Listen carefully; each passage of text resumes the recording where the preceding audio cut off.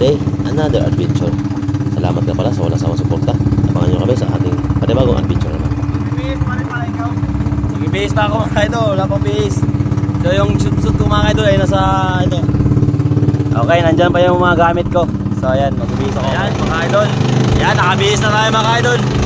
So antayan tayo mga idol. Makarating tayo sa ating spot. Burn na, si Busimo mga idol. Dito na kami sa area. Mga idol, abangan na lang mga idol. Relax muna konti mga idol. Kaya medyo nahilo ako konti. Okay mga idol. Yan. Salamat pala sa walang sawang suporta mga idol. Sana di ka manawa sa support sa ating mga adventure. At eto ngayon sa unang dive mga idol. Yun, si Boss Imo ay nakadali din doon sa unahan ko. At eto yung ako unang nakatira sa unang baba natin mga idol ay isang lapo-lapo. At pag-ahon ni Boss Imo mga idol ang ating kabady ay yun na nga, nakita natin ang huli niya. Ay isang snapper, saging-saging kung tawagin mga idol. Yun, napakalaki din. Good shot din yung kanyang huli. At nagkasabay pa kami unang dive. At hindi rin nagtagal mga idol at meron tayong nakitang maliit na putian kaya pwede na rin siyang pang-ulam. Yun, good shot mga idol. So pagtyagaan natin itong mga nakikita natin, pwede natin tirahin. At dito naman sa part na area na ito mga idol, sa may kantuhan, napakadaming isda at meron tayong nakitang yun sa pool mga idol, isang saging-saging mga idol. So nagulat ang mga lit na mga isda. So yan mga idol, good shot.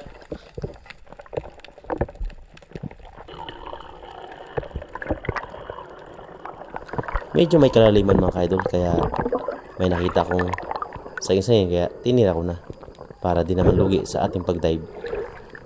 So eto, thank you sa ating pangatong huli mga idol. Medyo naghiwalay kami ni ating partner na Boss Imo. So yun, nung paglapit ko sa kanya mga idol ay may nakita akong may nakuha na pala siyang isang malaking putian. Yun, i-second shot ko sana kaya lang sure naman yung tama niya kaya binidyohan ko lang ang kanyang huli. Yun, kita nyo naman mga idol. Wala siyang camera mga idol kaya hindi ko siya nakikita kung paano tinira yung mga nahuli niyang.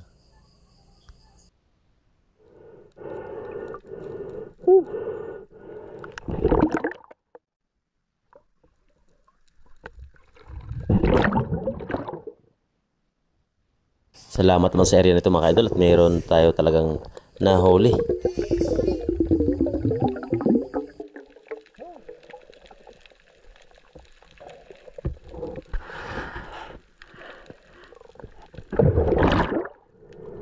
Tatlong beses ko na tong binabaan tong area na to mga idol kaya napagod na ako mga idol dahil yung nakita kong lapo dito ay hindi siya lumapit sa akin. So ayun, pinadive ko siya kay Boss Imo.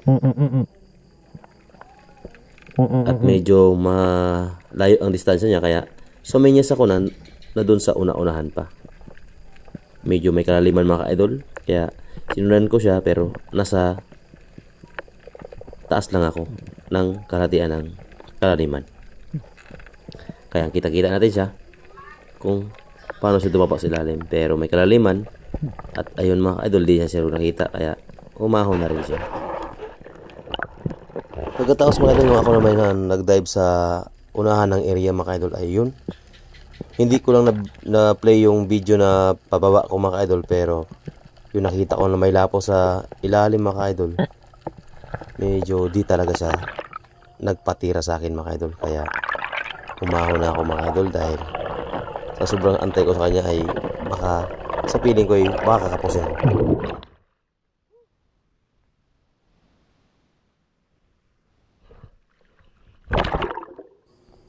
Pero nung binalikan ko siya mga idol,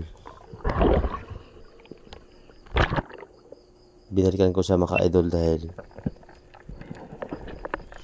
sa feeling ko ay nandun pa rin siya sa area na yun.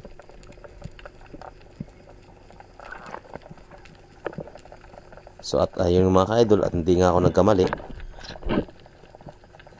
Nandun nga talaga siya mga ka-idol.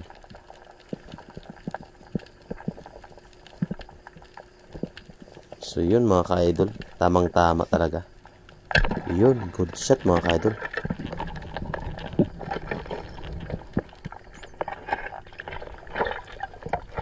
Yun, may natira pa akong hangin mga ka-idol, kaya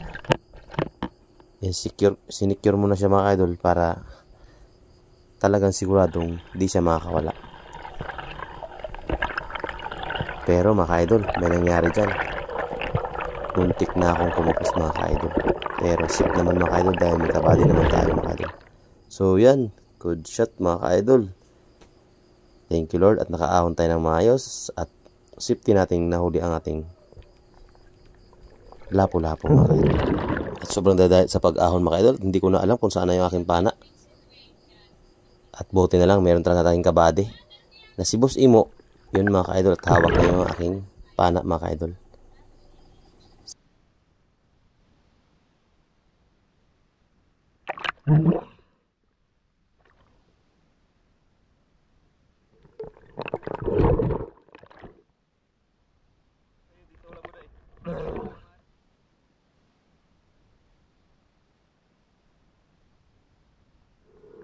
Sayang man mga ka-idol, dahil sa kulay niya mga ka-idol, pasok siya doon sa good color sa pagkatapos naman ito sa ating lapo-lapo mga ka-idol ay nakapahabol tayo ng dalagang bukid mga ka-idol, pero hindi natin siya nabidyohan sa ating actual na sa pagtira. Pero ang mahalaga mga ka-idol ay safety natin siyang nakuha.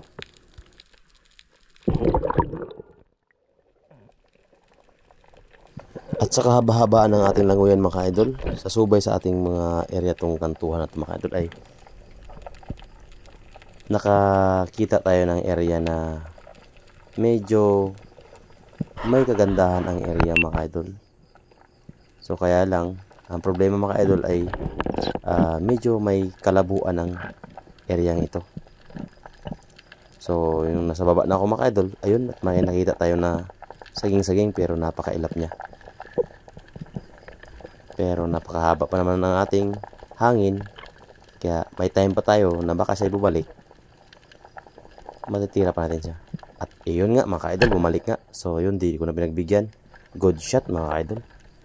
And sabay-sabay tayong dali-dali mag-ahon dahil medyo malapit na tayong makapos. And importante ay relax lang sa pag-ahon. So yan.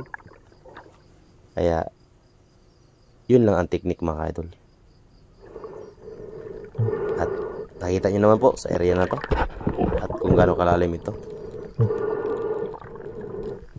Hindi na rin malaman ang aming pagsisid dito ni Boss Imo kung gaano kalalim o gaano kababaw. Basta yung sa isip namin ay kaya naming abutin, binababa namin.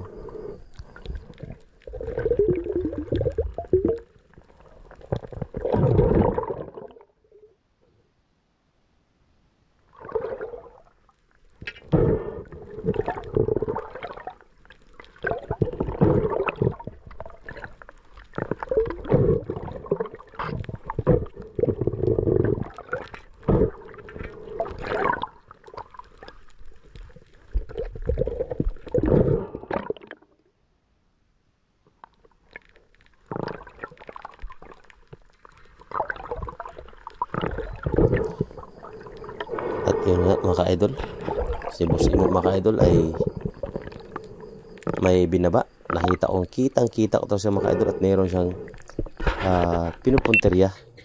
At ayun nga, pinlay ko ang aking camera dahil alam ko na may tinitira siya mga ka-idol. At ayun, may nakita ako sa pool mga ka-idol.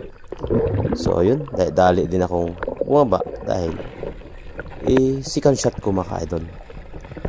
Nakita ko naman na basag yung tama, kaya napakalaki din ng isda, kaya para sure second shot ko na mga ka-idol. Yan, nakadalawang putian na si Boss Imo. So yan mga ka-idol, swerte ni Boss Imo mga ka-idol dahil puro malaki ang kanyang huli. So yun. At ang importante mga idol, pag mag-dive tayo talagang mas maganda talaga na meron tayong kabady. Lalo na sa mga ganitong area, nasa mga kalaliman. Yan mga idol, napakalaki. Good shot mga idol, ang laki ng kanyang pantatlong huli mga idol. Napakalaki pa rin. Mas malaki pa to sa kanyang unang nakuha mga idol.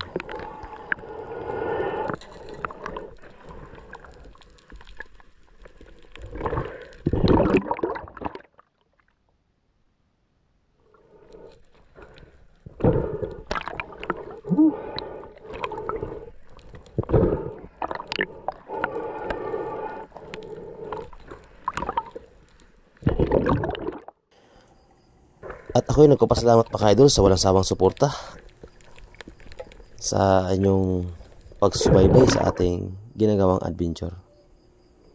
And God bless sa atin lahat. So, yun. Thank you so much.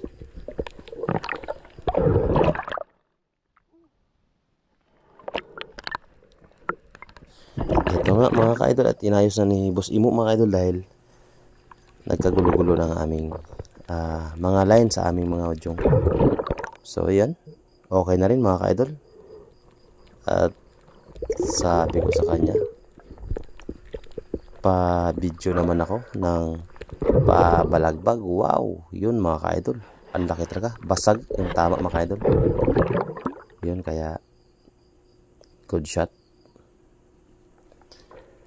Boss Imo yan mga ka-idol.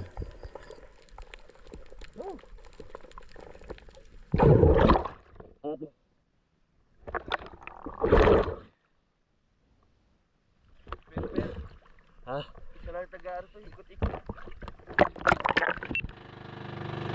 At eto, uwi na kami mga ka-idol. Shortcut namin dito sa may mangrove mga ka-idol. Meron ditong daanan na ang labasan ay kulyo na kaagad ang aming kaalabasan dito sa aming dinaanan mga ka-idol.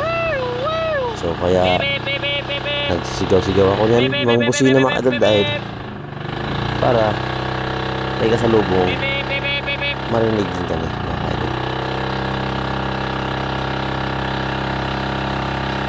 At ayun na mga idol, yan, ito na sasabi ko na kulyo na ang kalabasan. So hanggang dito lang mga idol, salamat sa walang sawang suporta.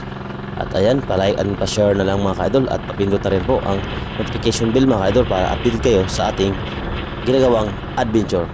Thank you po so much and God bless sa ating lahat.